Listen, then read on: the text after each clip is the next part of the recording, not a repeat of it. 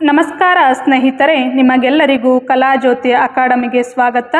ಈ ಒಂದು ವಿಡಿಯೋದಲ್ಲಿ ನಾನು ರಾಷ್ಟ್ರೀಯ ವಿಜ್ಞಾನ ದಿನಾಚರಣೆಯ ಕುರಿತು ಹಾಗೂ ಈ ದಿನಾಚರಣೆಗೆ ಕಾರಣೀಭೂತರಾದ ಭಾರತದ ಮಹಾನ್ ವಿಜ್ಞಾನಿ ಸರ್ ಸಿ.ವಿ. ರಾಮನ್ ರವರ ಬಾಲ್ಯ ಜೀವನ, ಶಿಕ್ಷಣ, ಅವರ ವೃತ್ತಿ ಬದುಕು ಹಾಗೂ ವೈಜ್ಞಾನಿಕ ಸಾಧನೆ ಮತ್ತು ವಿಜ್ಞಾನ ಕ್ಷೇತ್ರಕ್ಕೆ ಅವರು ನೀಡಿದ ಕೊಡುಗೆ ಹಾಗೂ ಅವರ ಜೀವನ ಶೈಲಿ ಇಂದು ನಮಗೆ ಹೇಗೆ ಪ್ರೇರಣಾದಾಯಕವಾಗಿದೆ ಎಂಬ ಸ್ಫೂರ್ತಿದಾಯಕ ಅಂಶಗಳನ್ನು ಒಳಗೊಂಡ ಒಂದು ವಿಡಿಯೋನ ಅಪ್ಲೋಡ್ ಮಾಡ್ತಾ ಇದ್ದೇನೆ.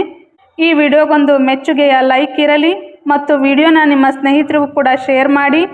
ನೀವೇನಾದರೂ ಮೊದಲ ಬಾರಿಗೆ ನಮ್ಮ ಚಾನಲ್ನ ನೋಡ್ತಾ ಇದ್ದರೆ ಚಾನಲ್ನ ಸಬ್ಸ್ಕ್ರೈಬ್ ಮಾಡಿ, ನೋಟಿಫಿಕೇಷನ್ಗಾಗಿ ಬೆಲ್ ಐಕನ್ ಕ್ಲಿಕ್ ಮಾಡಿ. ಅಜ್ಞಾನದ ನಿರ್ಮೂಲನೆಗೆ ವಿಜ್ಞಾನ, ಅಜ್ಞಾನದ ನಿರ್ಮೂಲನೆಗೆ ವಿಜ್ಞಾನ, ರಹಸ್ಯ ರಟ್ಟು ಮಾಡಲು ವಿಜ್ಞಾನ, ರಹಸ್ಯ ರಟ್ಟು ಮಾಡಲು ವಿಜ್ಞಾನ, ಮಾನವನ ಎಲ್ಲ ಬದಲಾವಣೆಗೆ ಕಾರಣ ತಂತ್ರಜ್ಞಾನ, ಮಾನವನ ಎಲ್ಲ ಬದಲಾವಣೆಗೆ ಕಾರಣ ತಂತ್ರಜ್ಞಾನ ಅಂತ ಹೇಳ್ತಾ ಮೊದಲನೇದಾಗಿ ಎಲ್ಲರಿಗೂ ಕೂಡ ರಾಷ್ಟ್ರೀಯ ವಿಜ್ಞಾನ ದಿನಾಚರಣೆಯ ಶುಭಾಶಯಗಳನ್ನು ತಿಳಿಸ್ತಾ, ನಾವು ಈ ಒಂದು ವಿಡಿಯೋದಲ್ಲಿ ಸರ್ ಸಿ.ವಿ. ರಾಮನ್ ರವರ ಸಮಗ್ರ ಜೀವನದ ಬಗ್ಗೆ ಮಾಹಿತಿಯನ್ನು ತಿಳಿಯುವ ಪ್ರಯತ್ನವನ್ನು ಮಾಡೋಣ. ನಮ್ಮ ಸಮಾಜ ಮತ್ತು ನಮ್ಮ ಬದುಕಿನ ಪ್ರತಿಯೊಂದು ಮುಖ ವಿಜ್ಞಾನದ ಪ್ರಭಾವಕ್ಕೆ ಒಳಗಾಗಿದೆ. ಆಧುನಿಕ ಯುಗದಲ್ಲಿ ವಿಜ್ಞಾನವು ತನ್ನದೇ ಆದ ಸ್ಥಾನವನ್ನು ಪಡೆದಿದೆ. ಅನಾಗರಿಕತೆ, ಮೌಢ್ಯತೆ, ವೈಜ್ಞಾನಿಕ ಮನೋಭಾವ ಹಾಗೂ ವೈಚಾರಿಕತೆ ಎಂಬ ಬೆಳಕಿನೆಡೆಗೆ ಸಾಗುವ ವಿಜ್ಞಾನದ ಕೊಡುಗೆ ಅಪರಿಮಿತ. Doctor APJ. ಅಬ್ದುಲ್ ಕಲಾಂ ರವರು ವಿಜ್ಞಾನವು ದೇಶಕ್ಕೆ ಸ್ವಾವಲಂಬನೆಯನ್ನು ಮೂಡಿಸುತ್ತದೆ ಎಂದು ತಿಳಿಸಿದ್ದಾರೆ. ವಿಜ್ಞಾನದ ಆವಿಷ್ಕಾರಗಳು, ಸಂಶೋಧನೆಗಳು ಜಾಗತಿಕವಾಗಿ ಒಂದು ದೇಶವು ಸದೃಢತೆಯೆಡೆಗೆ ಸಾಗುವಂತೆ ಮಾಡುತ್ತದೆ. ವಿಜ್ಞಾನ ಎಂಬುದು ಕೇವಲ ಪಾಶ್ಚಿಮಾತ್ಯ ದೇಶದವರಿಗೆ ಸೀಮಿತವಾಗಿದ್ದ ಕಾಲದಲ್ಲಿ ಕೇವಲ 200 ರೂಪಾಯಿಗಳ ವೆಚ್ಚದಲ್ಲಿ ತಾನೇ ಅಳವಡಿಸಿಕೊಂಡ ಉಪಕರಣಗಳ ಸಹಾಯದಿಂದ ಸಾಮಾನ್ಯ ಶಕ 1928 ಫೆಬ್ರವರಿ 28ರಂದು ಇಡೀ ವಿಶ್ವವು ಬೆರಗಾಗುವಂತೆ ರಾಮನ್ ಪರಿಣಾಮ ಸಂಶೋಧನೆಯನ್ನು ಜಗತ್ತಿಗೆ ಪರಿಚಯಿಸಿದ ದಿನವಾಗಿದೆ. ಈ ದಿನ ಭಾರತದ ವೈಜ್ಞಾನಿಕ ಕ್ಷೇತ್ರದಲ್ಲಿ ಸುವರ್ಣಾಕ್ಷರಗಳಲ್ಲಿ ಬರೆದಿಡಬೇಕಾದ ದಿನವಾಗಿದೆ. ನಿರ್ದಿಷ್ಟ ತರಂಗಾಂತರದ ಬೆಳಕಿನ ಕಿರಣಗಳನ್ನು ರಾಮನ್ ಗಮನಿಸಿದರು. ಈ ಅಸಂಗತ ಚದುರುವಿಕೆಯ ವಿದ್ಯಮಾನವನ್ನು ರಾಮನ್ ಪರಿಣಾಮ ಎಂದು ಪ್ರಖ್ಯಾತವಾಯಿತು. ಮುಂದೆ ಸಾಮಾನ್ಯ ಶಕ 1930ರಲ್ಲಿ ಈ ಸಂಶೋಧನೆಗೆ ನೊಬೆಲ್ ಪ್ರಶಸ್ತಿಯನ್ನು ನೀಡಲಾಯಿತು. ಭಾರತದಲ್ಲಿ ಫೆಬ್ರವರಿ 28ನ್ನು ರಾಷ್ಟ್ರೀಯ ವಿಜ್ಞಾನ ದಿನಾಚರಣೆಯಾಗಿ ದೇಶದೆಲ್ಲೆಡೆ ಆಚರಿಸಲಾಗುತ್ತದೆ. ಸಿ.ವಿ. ರಾಮನ್ ರವರ ಬಾಲ್ಯ ಜೀವನ. ಸಿ.ವಿ. ರಾಮನ್ ರವರು ಸಾಮಾನ್ಯ ಶಕ 1888 ನವೆಂಬರ್ 7ರಂದು ತಮಿಳುನಾಡಿನ ತಿರುಚನಾಪಳ್ಳಿಯಲ್ಲಿ ಜನಿಸಿದರು. ಇವರ ತಂದೆ ಚಂದ್ರಶೇಖರ್ ಅಯ್ಯರ್ ಶಾಲಾ ಉಪಾಧ್ಯಾಯರಾಗಿದ್ದರು. ರಾಮನ್ ರವರು ತಮ್ಮ ತಂದೆಯ ಕಾಲೇಜಿನಲ್ಲಿಯೇ ವ್ಯಾಸಂಗ ಮಾಡಿ ಎಫ್.ಎ. ಅಂದರೆ ಇಂದಿನ PUC ಪರೀಕ್ಷೆಯನ್ನು ಮುಗಿಸಿ ಮದ್ರಾಸಿಗೆ ಬಂದು ಪ್ರೆಸಿಡೆನ್ಸಿ ಕಾಲೇಜಿನಲ್ಲಿ BA ತರಗತಿ ಸೇರಿದರು. ಇವರು ಎಫ್.ಎ. ಮುಗಿಸಿ BA ತರಗತಿ ಸೇರಿದಾಗ ಕೇವಲ 14 ವರ್ಷಗಳು. MA ಡಿಗ್ರಿಯಲ್ಲಿ ಪ್ರಥಮ ಸ್ಥಾನವನ್ನು ಪಡೆದರಷ್ಟೇ ಅಲ್ಲದೆ ವಿದ್ಯಾರ್ಥಿಯಾಗಿರುವಾಗಲೇ ಒಂದು ಸಂಶೋಧನಾ ಪ್ರಬಂಧವನ್ನು ಬರೆದು ಲಂಡನ್ನಿನ ಫಿಲಾಸಫಿಕಲ್ ಮ್ಯಾಗಜಿನ್ನಲ್ಲಿ ಪ್ರಕಟಿಸಿದರು. ಆಗ ಅವರಿಗೆ ಕೇವಲ 19 ವರ್ಷಗಳಾಗಿದ್ದವು. ತದನಂತರ ಸಿ.ವಿ. ರಾಮನ್ ರವರ ಸಂಶೋಧನೆಗೆ ಪ್ರೇರಣೆ ನೀಡಿದ ಸಂಸ್ಥೆಯ ಬಗ್ಗೆ ತಿಳಿದುಕೊಳ್ಳೋಣ. ಆ ಕಾಲದಲ್ಲಿ ವಿಜ್ಞಾನಕ್ಕೆ ಸಂಬಂಧಿಸಿದ ವೃತ್ತಿಗಳು ಹೆಚ್ಚಾಗಿ ಸಿಗುತ್ತಿರಲಿಲ್ಲ. ಆದ್ದರಿಂದ FCS ಎಂಬ ಅಖಿಲ ಭಾರತದ ಪರೀಕ್ಷೆಯನ್ನು ಪಾಸು ಮಾಡಿ ಭಾರತ ಸರ್ಕಾರದ ಹಿರಿಯ ಅಧಿಕಾರಿಯಾಗಿ ಕಾರ್ಯನಿರ್ವಹಿಸುತ್ತಿದ್ದರು. ಒಂದು ದಿನ ಸಂಜೆ ಕಚೇರಿಯಿಂದ ಮನೆಗೆ ಹಿಂತಿರುಗುವಾಗ Indian Association for Cultivation of Science ಎಂಬ ಬೋರ್ಡ್ ಅವರ ಕಣ್ಣಿಗೆ ಬಿದ್ದಿತು. ಇದು ಅವರ ಮುಂದಿನ ಜೀವನದ ಹಾದಿಯನ್ನು ಸಂಪೂರ್ಣವಾಗಿ ಬದಲಾಯಿಸಿದಂಥ ಒಂದು ಸಂಸ್ಥೆಯಾಗಿದೆ. ಅಲ್ಲಿ ಹೋಗಿ ವಿಚಾರಿಸಿದಾಗ ಸಂಜೆಯ ವೇಳೆಯಲ್ಲಿ ಅಲ್ಲಿ ವೈಜ್ಞಾನಿಕ ಸಂಶೋಧನೆ ನಡೆಸಲು ಅವಕಾಶವಿದೆ ಎಂದು ತಿಳಿಸಲಾಯಿತು. ವಿಜ್ಞಾನದಲ್ಲಿ ಅವರಿಗಿದ್ದ ಅದಮ್ಯ ಆಸಕ್ತಿಯ ಕಾರಣದಿಂದಾಗಿ ಅವರು ಮರುದಿನದಿಂದ ಬಿಡುವಿನ ಕಾಲದಲ್ಲಿ ವಿಜ್ಞಾನದ ಸಂಶೋಧಕರಾದರು. 4 ವರ್ಷಗಳಲ್ಲಿ ಅವರು ಹಾಗೆ ನಡೆಸಿದ ಸಂಶೋಧನೆಗಳಿಂದ ವಿಜ್ಞಾನದ ಪ್ರಪಂಚದ ಗಮನ ಸೆಳೆದರು. ಸಾಮಾನ್ಯ ಶಕ 1917ರಲ್ಲಿ ಕಲ್ಕತ್ತಾ ವಿಶ್ವವಿದ್ಯಾಲಯದ ಕುಲಪತಿಗಳಾಗಿದ್ದ ಅಸುತೋಷ್ ಮುಖರ್ಜಿ ಅವರು ನೀಡಿದ ಆಹ್ವಾನವನ್ನು ಅಂಗೀಕರಿಸಿ ಭಾರೀ ವೇತನದ ಸರ್ಕಾರಿ ಹುದ್ದೆಗೆ ರಾಜೀನಾಮೆ ಕೊಟ್ಟು ವಿಶ್ವವಿದ್ಯಾಲಯದಲ್ಲಿ ಪ್ರಾಧ್ಯಾಪಕರಾದರು. ಸಿ.ವಿ. ರಾಮನ್ ರವರನ್ನು ಕಾಡಿದ ಸಮುದ್ರದ ನೀಲಿ ಬಣ್ಣ. ಒಮ್ಮೆ ಹಡಗಿನಲ್ಲಿ ಪ್ರಯಾಣಿಸುವಾಗ ಸಿ.ವಿ. ರಾಮನ್ ರವರಿಗೆ ಸಮುದ್ರದ ನೀರು ಏಕೆ ಯಾವಾಗಲೂ ನೀಲಿಯಾಗಿ ಕಾಣುತ್ತದೆ ಎಂಬ ಪ್ರಶ್ನೆ ಎದುರಾಯಿತಂತೆ. ಆಗ ಅವರು ಯೋಚನೆ ಮಾಡಿ ಪ್ರಯೋಗ ಮಾಡಿದಾಗ ಸೂರ್ಯನ ಬೆಳಕು ನೀರಿನಲ್ಲಿ ಚದುರಿ ಹೋಗುವುದರಿಂದ ಸಮುದ್ರದ ನೀರು ನೀಲಿಯಾಗಿ ಕಾಣಲು ಕಾರಣ ಎಂಬ ವಿಷಯವನ್ನು ಅವರು ಕಂಡುಹಿಡಿದರು.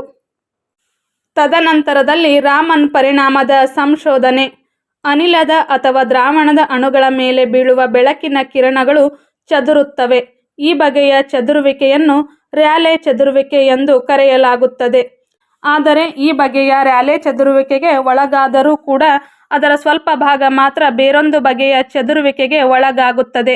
ಈ ಎರಡನೇ ಬಗೆಯ ಚದುರುವಿಕೆಗಾಗಿ ಆ ಬೆಳಕಿನ ಕಿರಣಗಳು ಬಣ್ಣ ಬದಲಾಯಿಸುವುದನ್ನು ನಿರೀಕ್ಷಿಸಿದ್ದರು. ಅದನ್ನು ಯಾರೂ ಕಂಡಿರಲಿಲ್ಲ, ಏಕೆಂದರೆ ಅಣುಗಳ ಮೇಲೆ ಬೀಳುವ ಬೆಳಕಿನ ಅತ್ಯಲ್ಪ ಭಾಗ ಮಾತ್ರ ಈ ಬಗೆಯ ಚದುರುವಿಕೆಗೆ ಒಳಗಾಗುವ ಕಾರಣ. ಚದುರಿದ ಆ ಬೇರೆ ಬಣ್ಣದ ಬೆಳಕು ಮಸುಕಾಗಿದ್ದು ಅದನ್ನು ಗುರುತಿಸುವುದು ತುಂಬ ಕಷ್ಟವಾಗಿತ್ತು. ತಕ್ಕ ಸಲಕರಣೆಗಳನ್ನು ಜೋಡಿಸಿಕೊಂಡು ಪ್ರಯೋಗ ಮಾಡಿ ಅಣುಗಳು ಚದುರಿಸುವ ಬೆಳಕಿನ ಬಣ್ಣಗಳಲ್ಲಾಗುವ ಆ ಬದಲಾವಣೆಯನ್ನು ಮೊಟ್ಟ ಮೊದಲ ಬಾರಿಗೆ ಸಾಮಾನ್ಯ ಶಕ 1928ರಲ್ಲಿ ತೋರಿಸಿದರು. ಈ ಪರಿಣಾಮವನ್ನು ರಾಮನ್ ಪರಿಣಾಮವೆಂದು ಪ್ರಸಿದ್ಧಗೊಂಡಿತು. ಈ ದಿನವನ್ನು ರಾಷ್ಟ್ರೀಯ ವಿಜ್ಞಾನ ದಿನಾಚರಣೆಯಾಗಿ ಆಚರಿಸಲಾಗುತ್ತದೆ. ಹೊಸ ರಾಸಾಯನಿಕ ಸಂಯುಕ್ತಗಳ ರಚನೆಗೆ ನಾಂದಿ. ರಾಮನ್ ಪರಿಣಾಮದಿಂದ ವಸ್ತುವಿನ ರಚನೆಯ ಬಗ್ಗೆ ತಿಳಿದುಕೊಳ್ಳಲು ಸಾಧ್ಯವಾಯಿತು.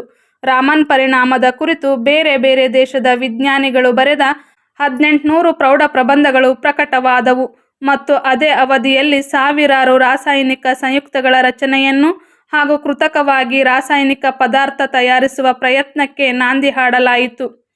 ಭೌತಶಾಸ್ತ್ರಕ್ಕಾಗಿ ನೊಬೆಲ್ ಪ್ರಶಸ್ತಿ ಪಡೆದ ಏಷ್ಯಾದ ಮೊಟ್ಟ ಮೊದಲ ವಿಜ್ಞಾನಿ ಎಂದರೆ ಅವರೇ ಸರ್ ಸಿ.ವಿ. ರಾಮನ್. ಅವರ ಮಿತಿಯಿಲ್ಲದ ಕುತೂಹಲ ಮತ್ತು ವಿಜ್ಞಾನದ ಮೇಲಿನ ಶ್ರದ್ಧೆ ಭಾರತದಲ್ಲಿ ವೈಜ್ಞಾನಿಕ ಸಂಶೋಧನೆಗೆ ಅಡಿಪಾಯವನ್ನು ಹಾಕಿತು. ಇವರ ಜೀವನದಲ್ಲಿ ನಡೆದಂತಹ 3 ಪ್ರಮುಖ ಘಟನೆಗಳಲ್ಲಿನ ಮೌಲ್ಯವನ್ನು ಪ್ರತಿಯೊಬ್ಬ ಶಿಕ್ಷಕರು ತಮ್ಮ ವೃತ್ತಿ ಜೀವನದಲ್ಲಿ ಅಳವಡಿಸಿಕೊಳ್ಳಬೇಕಾದ ಅನಿವಾರ್ಯತೆ ಇದೆ. ಆ 3 ಘಟನೆಗಳ ಬಗ್ಗೆ ನಾನು ಈ ವಿಡಿಯೋದಲ್ಲಿ ನಿಮಗೆ ತಿಳಿಸುವಂತಹ ಒಂದು ಪ್ರಯತ್ನವನ್ನು ಮಾಡುತ್ತೇನೆ. ಮೊದಲನೇ ಘಟನೆ 1. ಯಾರು ತಮ್ಮ ಮನಸ್ಸನ್ನು ಹತೋಟಿಯಲ್ಲಿ ಇಟ್ಟುಕೊಳ್ಳುತ್ತಾರೋ ಅವರು ಮಹಾನ್ ಜ್ಞಾನಿಗಳಾಗುತ್ತಾರೆ. ಇದಕ್ಕೆ ಒಂದು ಉದಾಹರಣೆ ಹೆಸರಾಂತ ವಿಜ್ಞಾನಿ ಸರ್ ಸಿ.ವಿ. ರಾಮನ್ ರವರು. ಧಾರವಾಡದ ಆಕಾಶವಾಣಿಯ ಕಾರ್ಯಕ್ರಮಾಧಿಕಾರಿಗಳಾದ ಎಚ್.ಕೆ. ರಂಗನಾಥ್ ಅವರು ರಾಮನ್ ಅವರಿಗೆ 10 ನಿಮಿಷದ ಒಂದು ಉಪನ್ಯಾಸವನ್ನು ನೀಡಲು ಮನವಿ ಮಾಡುತ್ತಾರೆ. ಅದಕ್ಕೆ ಸಕಾರಾತ್ಮಕವಾಗಿ ಪ್ರತಿಕ್ರಿಯಿಸಿದ ರಾಮನ್ ರವರು ಹೂವಿನ ಬಣ್ಣಗಳ ಬಗ್ಗೆ ಮಾತನಾಡುತ್ತೇನೆಂದು ತಿಳಿಸುತ್ತಾರೆ. ರಂಗನಾಥನ್ ಅವರು ಇನ್ನೂ 10 ನಿಮಿಷಕ್ಕೆ ಸರಿಯಾಗಿ ರಾಷ್ಟ್ರೀಯ ವಾರ್ತೆಗಳು ಆರಂಭಗೊಳ್ಳುತ್ತದೆ. ಆದ್ದರಿಂದ ಕೇವಲ 10 ನಿಮಿಷಗಳಲ್ಲಿ ಉಪನ್ಯಾಸವನ್ನು ಮುಗಿಸುವಂತೆ ಮನವಿ ಮಾಡುತ್ತಾರೆ ಮತ್ತು 9 ನಿಮಿಷದ ನಂತರ ಒಂದು ಸನ್ನೆಯನ್ನು ಮಾಡುವೆನೆಂದು ತಿಳಿಸುತ್ತಾರೆ. ಇದಕ್ಕೆ ಒಪ್ಪಿದ ರಾಮನ್ ರವರು ರೆಕಾರ್ಡಿಂಗ್ ರೂಮ್ನಲ್ಲಿ ತಮ್ಮ ಪೇಟವನ್ನು ಬಿಚ್ಚಿಟ್ಟು ಮೈ ಡಿಯರ್ ಲಿಸನರ್ಸ್ ಎಂದು ಉಪನ್ಯಾಸವನ್ನು ಪ್ರಾರಂಭಿಸುತ್ತಾರೆ.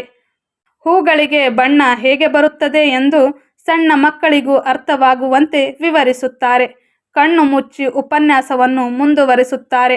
7 ನಿಮಿಷಗಳು ಕಳೆದವು. ಉಪನ್ಯಾಸವನ್ನು ಮುಂದುವರೆಸಿದ ಸಿ.ವಿ. ರಾಮನ್ ರವರು ಕಣ್ಣನ್ನು ತೆರೆಯದೆ ವಿವಿಧ ವಿವರಣೆಗಳನ್ನು ನೀಡುತ್ತಾ ಉಪನ್ಯಾಸದಲ್ಲಿ ಮಗ್ನರಾಗಿರುತ್ತಾರೆ. ಇತ್ತ ರಂಗನಾಥನ್ ರವರಿಗೆ ಭಯ ಪ್ರಾರಂಭವಾಗುತ್ತದೆ. ಈಗಾಗಲೇ 8 ನಿಮಿಷವಾಗಿದೆ. 10 ನಿಮಿಷಕ್ಕೆ ಮುಕ್ತಾಯವಾಗಬೇಕು.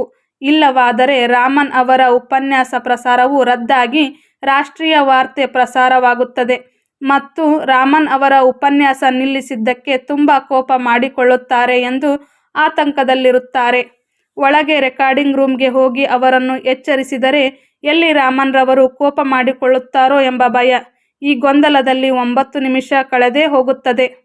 ರಾಮನ್ ಮಾತ್ರ ಯಾವುದೇ ಯೋಚನೆ ಇಲ್ಲದೆ ತಮ್ಮ ಉಪನ್ಯಾಸವನ್ನು ಕಣ್ಣು ಮುಚ್ಚಿ ಮುಂದುವರೆಸುತ್ತಾರೆ. 9:15 ನಿಮಿಷವೂ ಆಗಿ ಹೋಗುತ್ತದೆ. ಬೇರೆ ವಿಧಿಯಿಲ್ಲದೆ ರಂಗನಾಥನ್ ರವರು ರೆಕಾರ್ಡಿಂಗ್ ರೂಮ್ಗೆ ಹೋಗಿ ಇನ್ನೇನು ರಾಮನ್ ಅವರನ್ನು ಎಚ್ಚರಿಸಬೇಕು. ಅಷ್ಟರಲ್ಲಿ ರಾಮನ್ ರವರು that's all my dear listeners ಎಂದು ಉಪನ್ಯಾಸವನ್ನು ಸರಿಯಾದ ಸಮಯಕ್ಕೆ ಅಂತ್ಯಗೊಳಿಸುತ್ತಾರೆ. ಈ ವೃತ್ತಾಂತದ ನಂತರ ರಂಗನಾಥನ್ ರವರು ರಾಮನ್ ರವರಿಗೆ ನಮಸ್ಕರಿಸಿ ನಡೆದ ಪರಿಸ್ಥಿತಿಯನ್ನು ವಿವರಿಸುತ್ತಾರೆ. ಅದಕ್ಕೆ ರಾಮನ್ ರವರು ನೋಡಿ, ನಾನು ನನ್ನ ಮನಸ್ಸಿನ ಗಡಿಯಾರಕ್ಕೆ ತಿಳಿಸಿದ್ದೆ 10 ನಿಮಿಷದಲ್ಲಿ ಉಪನ್ಯಾಸ ಮುಗಿಸಬೇಕೆಂದು. ಅದರಲ್ಲಿ ಚಿಂತಿಸುವ ವಿಷಯವೇನಿತ್ತು ಎಂದು ಮರು ಪ್ರಶ್ನಿಸುತ್ತಾರೆ. ರಾಮನ್ ರವರು ತಮ್ಮ ಮನಸ್ಸನ್ನು ಎಷ್ಟರ ಮಟ್ಟಿಗೆ ಹತೋಟಿಯಲ್ಲಿಟ್ಟುಕೊಂಡಿದ್ದರು ಎಂಬುದನ್ನು ಇದರಿಂದ ನಾವೆಲ್ಲರೂ ತಿಳಿದುಕೊಳ್ಳಬಹುದಾಗಿದೆ. ತದನಂತರ ಸಿ.ವಿ. ರಾಮನ್ ರವರ ಜೀವನದಲ್ಲಿ ನಡೆದ ಮತ್ತೊಂದು ಪ್ರಮುಖ ಘಟನೆ 2 ನೋಡೋಣ. ರಾಮನ್ ಭಾರತ ದೇಶ ಕಂಡ ಅಪ್ರತಿಮ ವಿಜ್ಞಾನಿ. ಅವರ ಸಾಧನೆ ಮತ್ತು ಅವರ ಮನೋಭಾವ ಎಲ್ಲರಿಗೂ ದಾರಿದೀಪವಾಗಿದೆ. ಮನೋಭಾವ ಎಂದ ತಕ್ಷಣ ರಾಮನ್ ರವರ ಇನ್ನೊಂದು ವಿಷಯ ನೆನಪಿಗೆ ಬರುತ್ತದೆ. ಅವರು ರಾಮನ್ ಇನ್ಸ್ಟಿಟ್ಯೂಟ್ನಲ್ಲಿ ಕರ್ತವ್ಯ ನಿರ್ವಹಿಸಿದ ಸಂದರ್ಭದಲ್ಲಿ ನಡೆದಂಥ ಒಂದು ಘಟನೆ. ರಾಮನ್ ಇನ್ಸ್ಟಿಟ್ಯೂಟ್ಗೆ 3 ಜನ ಸಹಾಯಕ ವಿಜ್ಞಾನಿಗಳ ಅವಶ್ಯಕತೆ ಇರುತ್ತದೆ. ಇದಕ್ಕೆ ಅಂತಿಮ ಪಟ್ಟಿಯಲ್ಲಿರುವ 5 ವಿಜ್ಞಾನಿಗಳಲ್ಲಿ 3 ಜನರನ್ನು ಆಯ್ಕೆ ಮಾಡುವ ಜವಾಬ್ದಾರಿ ಸಿ.ವಿ. ರಾಮನ್ ರವರಿಗೆ ನೀಡಲಾಗಿರುತ್ತದೆ. ಸಂದರ್ಶನಕ್ಕೆ ಬರುವ 5 ವಿಜ್ಞಾನಿಗಳಿಗೂ ಪ್ರಯಾಣ ಭತ್ಯೆಯನ್ನು ನೀಡಲು ತೀರ್ಮಾನಿಸಲಾಗಿರುತ್ತದೆ. 5 ವಿಜ್ಞಾನಿಗಳಿಗೂ ಕೂಡ ಸಿ.ವಿ. ರಾಮನ್ ರವರನ್ನು ಭೇಟಿ ಮಾಡಲು ಅವಕಾಶ ಸಿಕ್ಕಿದ್ದಕ್ಕಾಗಿ ಅವರೆಲ್ಲರೂ ಪುಳಕಿತರಾಗಿದ್ದರು. ಸಂದರ್ಶನದ ನಂತರ 3ರನ್ನು ಆಯ್ಕೆ ಮಾಡಲಾಗುತ್ತದೆ ಮತ್ತು ಎಲ್ಲರಿಗೂ ಕೂಡ ಪ್ರಯಾಣ ಭತ್ಯೆಯನ್ನು ನೀಡಲಾಗುತ್ತದೆ. ಸಂಜೆ ರಾಮನ್ ರವರು ಕೆಲಸ ಮುಗಿಸಿಕೊಂಡು ಮನೆಗೆ ತೆರಳುವ ಸಂದರ್ಭದಲ್ಲಿ ಗೇಟ್ ಬಳಿಯಲ್ಲಿ ಒಬ್ಬ ಸಂದರ್ಶನಕ್ಕಾಗಿ ಬಂದು ಆಯ್ಕೆಯಾಗದೇ ಇರುವ ವ್ಯಕ್ತಿ ನಿಂತಿರುತ್ತಾರೆ. ಅವರನ್ನು ನೋಡಿ ಮಾತನಾಡಿಸಿ ಧೈರ್ಯ ಹೇಳಲು ರಾಮನ್ ರವರು ಮುಂದಾಗುತ್ತಾರೆ. ಅದಕ್ಕೆ ಆ ವ್ಯಕ್ತಿ ರಾಮನ್ ರವರಿಗೆ, ಸರ್, ನನಗೆ ಪ್ರಯಾಣ ಭತ್ಯೆಯಲ್ಲಿ 7 ರೂಪಾಯಿಗಳನ್ನು ಹೆಚ್ಚು ನೀಡಿರುತ್ತಾರೆ. ಲೆಕ್ಕಾಧಿಕಾರಿಗಳಿಗೆ ಹಿಂದಿರುಗಿಸಲು ಹೋದರೆ ಅವರು ಲೆಕ್ಕವನ್ನೆಲ್ಲ ಈಗಾಗಲೇ ಮುಗಿಸಿದ್ದು ಅದನ್ನು ತೆಗೆದುಕೊಂಡು ಊರಿಗೆ ಹೋಗಲು ಹೇಳುತ್ತಾರೆ. ಆದರೆ ಹೆಚ್ಚು ಹಣವನ್ನು ತೆಗೆದುಕೊಂಡು ಹೋಗಲು ಮನಸ್ಸು ಒಪ್ಪುತ್ತಿಲ್ಲ ಎಂದು ತಿಳಿಸುತ್ತಾರೆ. ನಂತರ ರಾಮನ್ ರವರು ಆ ವ್ಯಕ್ತಿಯಿಂದ 7 ರೂಪಾಯಿಗಳನ್ನು ಪಡೆದು ಮರುದಿನ ಬಂದು ಭೇಟಿಯಾಗಲು ತಿಳಿಸುತ್ತಾರೆ. ಮರುದಿನ ಬಂದು ಭೇಟಿಯಾದಾಗ ಅವರು, dear, you have failed in science test but passed in honesty test ಎಂದು ಮತ್ತು ಅವರಿಗಾಗಿ ಒಂದು ಹೆಚ್ಚುವರಿ ಹುದ್ದೆಯನ್ನು ಸೃಷ್ಟಿಸಿರುವುದಾಗಿ ತಿಳಿಸುತ್ತಾರೆ. ಹಾಗೆ ಅವರಿಗೆ ಕೆಲಸವನ್ನು ಕೂಡ ನೀಡುತ್ತಾರೆ. ಆ ವ್ಯಕ್ತಿ ರಾಮನ್ ರವರೊಂದಿಗೆ ಕೆಲಸ ಮಾಡಿ ಮುಂದೆ ದೊಡ್ಡ ವಿಜ್ಞಾನಿಯಾಗುತ್ತಾರೆ. ಅವರೇ ಸುಬ್ರಹ್ಮಣ್ಯನ್ ಚಂದ್ರಶೇಖರ್. ಅವರು 7 rupees that changed my life ಎಂಬ ಪುಸ್ತಕದಲ್ಲಿ ಈ ವೃತ್ತಾಂತವನ್ನು ವಿವರಿಸಿದ್ದಾರೆ. ಇದು ರಾಮನ್ ರವರ ಮನೋಭಾವಕ್ಕೆ ಹಿಡಿದ ಕೈಗನ್ನಡಿಯಾಗಿದೆ. ರಾಮನ್ ರವರ ಜೀವನ ಶೈಲಿ ಎಲ್ಲರಿಗೂ ಮಾದರಿಯಾಗಿದೆ. ತದನಂತರದಲ್ಲಿ ಸಿ.ವಿ. ರಾಮನ್ ರವರ ಜೀವನದಲ್ಲಿ ನಡೆದ ಮತ್ತೊಂದು ಪ್ರಮುಖ ಘಟನೆ 3 ನೋಡೋಣ. ನಮ್ಮಲ್ಲಿ ಅನೇಕ ಶಿಕ್ಷಕರು ಉತ್ತಮವಾಗಿ ಕಾರ್ಯನಿರ್ವಹಿಸುತ್ತಿದ್ದಾರೆ. ಆದರೆ ಸಮಾಜದಲ್ಲಿ ಕೆಲವರು ಕಲಿಸುವುದು ತುಂಬ ಏಕತಾನತೆಯ ಕೆಲಸ, ಪ್ರತಿ ವರ್ಷ ಅದೇ ಪಾಠ ಮಾಡುವುದು ನೀರಸದಾಯಕ, ಇದಕ್ಕೆ ಸಿದ್ಧತೆ ಬೇರೆ ಬೇಕಾ ಎಂದು ಕೆಲವರು ಹೇಳುತ್ತಾರೆ. ಇನ್ನು ಕೆಲವರು ತರಗತಿಯನ್ನು ಯೋಜಿಸಲು ಸಮಯಾವಕಾಶವಿಲ್ಲ ಎಂದು ಕೊರಗುತ್ತಾರೆ. ಇದಕ್ಕೆ ಸಿ.ವಿ. ರಾಮನ್ ರವರ ಜೀವನದ ಒಂದು ವೃತ್ತಾಂತ ನಮಗೆಲ್ಲರಿಗೂ ಮಾದರಿಯಾಗಿದೆ. ಈ ಘಟನೆ ನಡೆದದ್ದು ಬೆಂಗಳೂರಿನಲ್ಲಿ. ರಾಮನ್ ರವರು ಕೆಲಸವನ್ನೆಲ್ಲ ಮುಗಿಸಿ ತಮ್ಮ ಮನೆಯ ಕಡೆಗೆ ಕಬ್ಬನ್ ಉದ್ಯಾನವನದಿಂದ ಹಾದು ಹೋಗುತ್ತಿರುತ್ತಾರೆ. ಅದು ಬೇಸಿಗೆಯ ಕಾಲ. ಬೇಸಿಗೆಯಲ್ಲಿ ಮಳೆ ಬಂದರೆ ಅನೇಕ ದೀಪದ ಹುಳುಗಳು ಹೆಲಿಕಾಪ್ಟರ್ನ ರೀತಿಯಲ್ಲಿ ಹಾರಿ ದೀಪವನ್ನು ಸುತ್ತುವರೆದು ನಂತರ ದೀಪವನ್ನು ಮುಟ್ಟಿ ಕೆಳಗೆ ಬೀಳುತ್ತವೆ. ಅಂದು ಸಂಜೆಯೂ ಕೂಡ ಮಳೆಯಾಗಿದ್ದರಿಂದ ಅನೇಕ ದೀಪದ ಹುಳುಗಳು ಕಬ್ಬನ್ ಉದ್ಯಾನವನದ ರಸ್ತೆಯಲ್ಲಿ ಬಿದ್ದಿರುತ್ತವೆ. ಇದನ್ನು ಕಂಡ ಸಿ.ವಿ. ರಾಮನ್ ರವರು ಅವರ ಕಾರಿನ ಚಾಲಕನಿಗೆ ಕಾರನ್ನು ನಿಲ್ಲಿಸಲು ಹೇಳಿ ನಿಧಾನವಾಗಿ ಕಾರಿನಿಂದ ಇಳಿದು ರಸ್ತೆಯ ಮೇಲೆ ಬಿದ್ದಿದ್ದ ಆ ದೀಪದ ಹುಳುಗಳ ರೆಕ್ಕೆಗಳನ್ನು ಸಂಗ್ರಹಿಸಲು ಪ್ರಾರಂಭಿಸುತ್ತಾರೆ. ಅದೇ ರಸ್ತೆಯಲ್ಲಿ ರಾಮನ್ ಇನ್ಸ್ಟಿಟ್ಯೂಟ್ನ ಇನ್ನೊಬ್ಬ ಹಿರಿಯ ವಿಜ್ಞಾನಿ ಬರುತ್ತಿರುತ್ತಾರೆ.